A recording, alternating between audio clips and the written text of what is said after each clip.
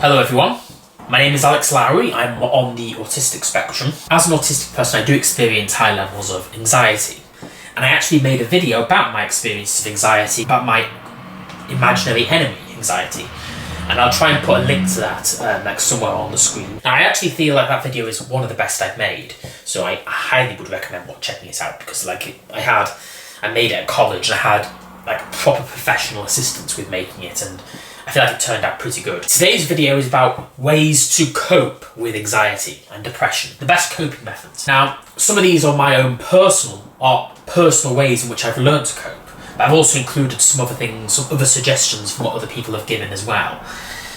And now this video was suggested by Animal Singh, and thank you for the video suggestion. He also came up with some of the best coping methods of anxiety that he knew as well. And I also asked on the Facebook page, and I got some other suggestions on there as well, like some other ways in which, some other things they did to help them cope with their anxiety. So I'm also going to be bringing up some of these things today as well. I do hope you enjoyed the speech. As Henry VIII said to his wives, "I won't keep you for long." Okay, so here are some ways in which I've learned to cope with my day-to-days of anxiety, my day-to-day struggles with anxiety. Exercise. I think things like exercise can really help you to de-stress and help you to keep calm, I think, in a lot of cases. During lockdown, during COVID, I didn't really get that much exercise at all, in all honesty. I think I went more unfit as well. I didn't really get very much exercise done because I was basically shielding the whole time. But I started going on more walks after COVID, and I've basically made it into a habit of going for pretty long walks most weeks. And I actually feel like this does help me to clear my mind in a lot of cases. It helps me it almost becomes a bit relaxing to go for walks. Another one is balanced thoughts. I think it can be important to, when you have a negative thought and your negative thoughts are consuming you, try to balance the negative thoughts with equally positive thoughts. These are some of the things which I learned when I went to counselling. And I feel like this can be quite a effective way to help cope with anxiety. It doesn't always work though. I think sometimes it doesn't always work as well as I'd like it to. In some cases, when my mind is really consumed with high levels of stress and anxiety, I'm not always able to think of the more positive solutions. But I also think a way in which can help is breathing exercise. For example, for me, I tend to, when I'm feeling really stressed, I sometimes will take a deep breath, count to 5 or 10, and then say, "I'm in control of my anxiety. My anxiety is not in control of me." And then I'll breathe out and try to relax, and then, because they say that you can't be relaxed and anxious at the same time. So if I try to relax, this will hopefully help me to rationalise a bit more and not be quite so stressed, and not help my anxiety to overthrow me too much. So when you do relax and count to 5, I feel like that's then a good time to try some of these other methods, like balancing out negative thoughts with equally positive thoughts. I used to get really, really anxious about making mistakes all the time.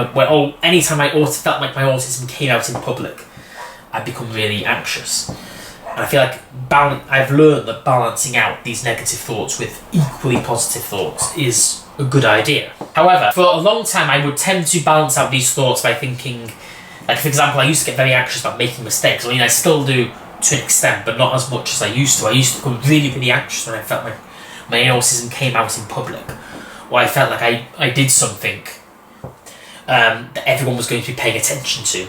I would become really, really self-conscious and anxious of this. I still have my moments of being like this, but it doesn't affect me as much as it used to. And I was taught to balance these thoughts out by thinking, well, it doesn't necessarily, anybody can make mistakes, but I've also come to learn over time, I don't think that's a very effective coping mechanism, like trying to say that anybody could make that mistake. Because in some cases, I don't know that anybody could, you know what I'm saying? And the fact of the matter is, I do have difficulties. I do things that probably nobody else would. So I've kind of come to learn that maybe a better approach is to actually think, does it matter if anybody would make a mistake or not? Does it actually matter? Like, try and think, like, I have a diagnosis for a reason. And I've basically learned to try to accept and embrace who I am as a person, accept my difficulties, instead of constantly trying too hard to be normal. because then like trying too hard to be normal is just going to increase stress and anxiety when it goes wrong. So that's another thing. I feel like it's important to accept and embrace who you are as a person. I feel like that is a good key to helping yourself to overcome anxiety in some cases. Like, I used to try so hard to appear normal and come across like anybody else that when it went wrong, when my autism did come out, I'd become really, really anxious and stressed out, and I'd be worried that everybody's attention would be on me. But I've kind of I've really come to learn that I don't think I should try too hard to be normal, because ultimately I'm not normal. I can't just pretend to be something that I'm not. Now, I know that normal is a thing. Normal's a setting on a tumble dry, and we're all normal or abnormal in one way or another. I get that, but when I say normal, I mean like everybody else in this particular context, if you know what I'm saying. I know everybody is normal or not normal in one way or another, but I'm just meaning in this particular context, I'm not really like everybody else, if you know what I'm saying. And that's okay, there is no reason why we all have to be normal. I mean, what even is normal? Pets is another thing. I think that pets can really help soothe the mind and help you cope with anxiety. I have a dog, Odysseus. Because he feels so warm and soft, I really love stroking and fussing with this dog. He's very, very cuddly.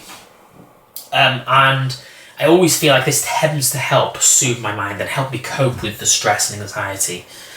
And I feel like it's especially is effective to those of us that don't much like hugging others. We don't much like hugging people, so hugging a dog can be a good stress reliever. And I would recommend, I feel like, if you have a pet, I think that can be a very good way of helping you to cope with anxiety in a lot of cases. I think things like sensory toys can help, like spinning wheels, stress balls. I also have a weighted hoodie that I wear as well. Here is my weighted hoodie. It has bean bags in it. And basically when you wear it, it's quite tight, and all the heavy bean bags put pressure on you, and it actually helps soothe your mind, basically. I'd recommend wearing one of these. If you get hold of a weighted hoodie, I feel like it's very useful. I also have a weighted blanket too, and I think that a weighted blanket could also be very helpful. Like, if you're feeling stressed, you put a weighted blanket on you. This can help you to calm down as well. Another thing is stimming. Now, stimming are these movements like hand flapping, rocking back and forth, and that kind of thing. These are the movements those of us who are autistic tend to take part in. Now, a lot of people will class stimming as a sign of being stressed, but that's not necessarily the case, at least not for me.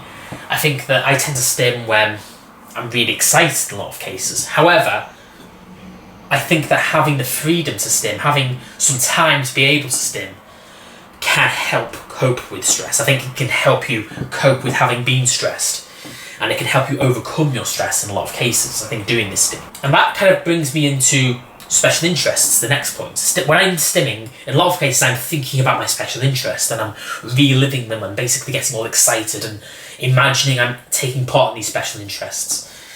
And this tends to be a thing that I'm doing when I'm stimming. A special interest is almost a bit like, can almost, for an autistic person, be like a special place that an autistic person can go to when the world is full of stress and anxiety. And I think special interests are very important in this regard. I think that having time for your special interests are definitely worth it. I have spoken about some of my special interests on this channel before, and I definitely think that if you can find something that you're interested in when you have high levels of anxiety, I think this can really help you deal with your anxiety issues. I think that having special interests is a big bonus.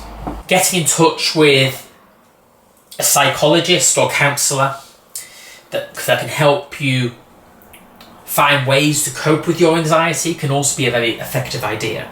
If you can get in touch with a counsellor, like I have had counselling myself, because there have been points in my life where anxiety has really overthrown me. Like, I think that time when I was in my early 20s, I think I was at a point where I was so filled with anxiety that I just had to go to counselling. I had to see somebody because it was really out of hand at that point. In some cases, maybe even finding some medication that can help you cope with anxiety if you are at that point where you feel like this could benefit. But I'd recommend making sure you see a doctor about this and being very careful with what you take. I think it's important to be aware of the potential side effects that could come from taking medication. But I do take Acetylene, is that how you pronounce it? Acetylene, I think it is. And I haven't found too many serious side effects from taking this. I think it did actually help me manage my anxiety to a certain extent. But there was another medication recommended by someone I saw give a speech, and this made my asthma seriously bad. So I think it's important to know what it is you're taking. Here are some other suggestions. We're on to some of the suggestions that I've been given for my video by others. Meditations is one of them. Like someone suggested that Animal Singh suggested that meditations could really help a person cope with anxiety. Personally, I don't really think that is for me, in all honesty, but maybe it would work for you. It's been suggested that if you use organic products, this could help, but it's very important to get professional help with this because you don't want to take the wrong thing. But I'm not an expert on this area. But if you get professional help, I don't really think it can go wrong. Healthy eating and plenty of sleep. I think that's also important. Someone said that one of the ways in which that helps them is that anime, video games and reading really help this person to cope with stress and anxiety. And I would also, I also have special interests, and one of them is anime. I've made videos about this before. And this has also been a way. Another thing they said was rage walks.